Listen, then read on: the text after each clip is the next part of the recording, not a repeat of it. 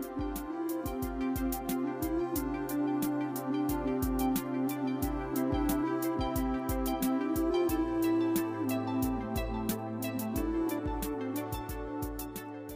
me, the way I grew up, my dad grew up in an immigrant family, an immigrant Italian family. And when my father was in 9th grade, his father died of tuberculosis. And so at the age of 14, he dropped out of school to help support the family. And never got to go to college and to have that experience. My mom grew up in a time where women didn't really have a lot of options, and especially in the community that she grew up in, they didn't have a lot of money, and it just was not expected that a girl would go to college. I too am a first-generation college student. My parents were both immigrants to this country. I'm a first-generation college student, right? Although I was not the first in my family to go to college. Mexican families, I grew up in Mexico, so Mexican families tended to be, at least my parents' generation, pretty sexist. There's still some of that going on, so they focused on the men to go to college and not necessarily the women. Both my parents had only 3 years of education. Like many immigrant families, had to learn the language, had to understand the culture, and we had to get a foothold into society, really by beginning, in our case, really in the socioeconomic rung of the bottom ladder. My dream in high school was to become the high-level athlete before becoming the scholar. But as it worked out, I developed an affinity for math. I had never really had a strength in math. It's never been my favorite. And so I wasn't surprised that I scored into developmental math. One of the main issues for first-generation students, for kids that go to college, is that you really don't get the kind of treatment that a lot of kids whose parents have gone to college help them since very early, right? So you just don't have anybody reading you books at night. That would be unthinkable. You don't have that many books to begin with. And that was I think that was one of the handicaps that I believe I had to overcome. For me, education was going to be the ticket for a better life, for a more successful life. And I was very fortunate that my parents encouraged that and had that as an aspiration for us as well. But I think like many immigrant families and students, they really didn't have the key. They didn't know how to guide us there. I was recruited for a program in high school called Project Open Future, and that just served to add additional nurturement to the knowledge and my academic confidence that I developed. So I always like to tell the story where when I was applying to college, I wanted to go to 3 schools. And that was Ohio State, University of Michigan, and Purdue. Because at that time, my whole concept of college was the football game on Saturday, and they had very good football teams. You know. But the counselor, the headmaster in this program, said, "Ben, I think you have the right aptitude and knack to go to an Ivy League school." And the first thing I did, I turned around and see if he was talking to someone else. You know.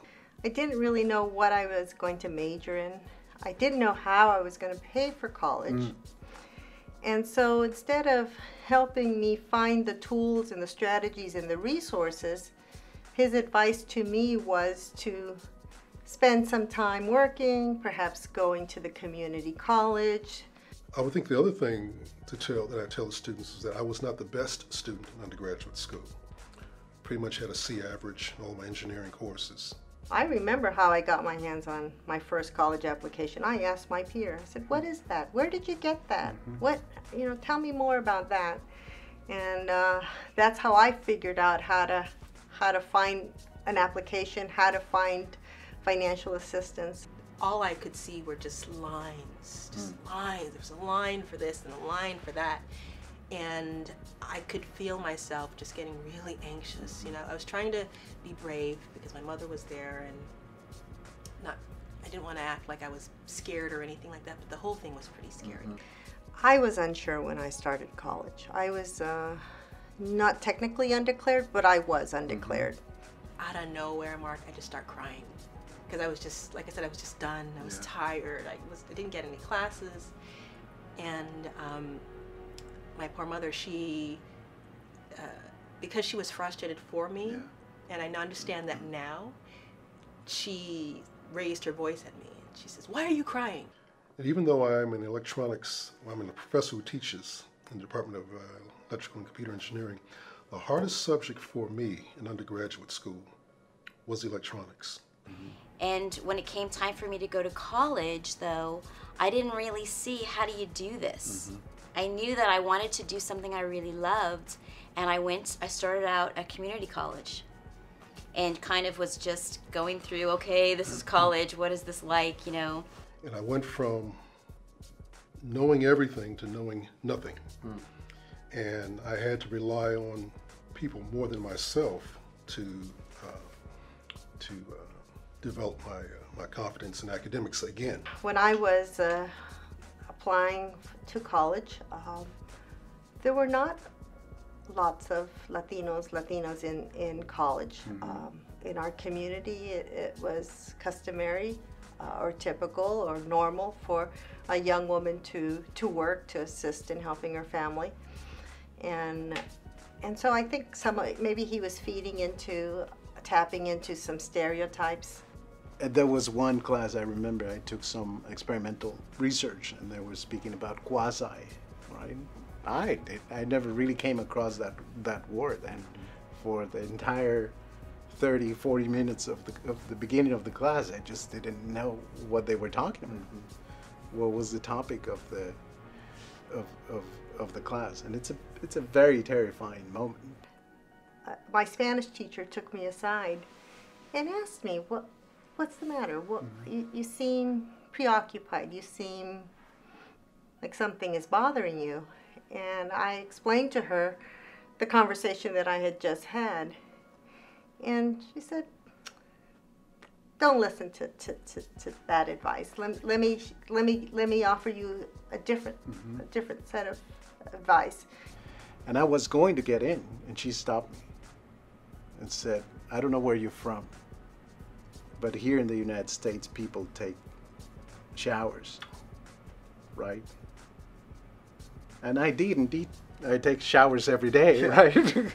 but I was just walking in really hot weather for a few blocks, and I was like,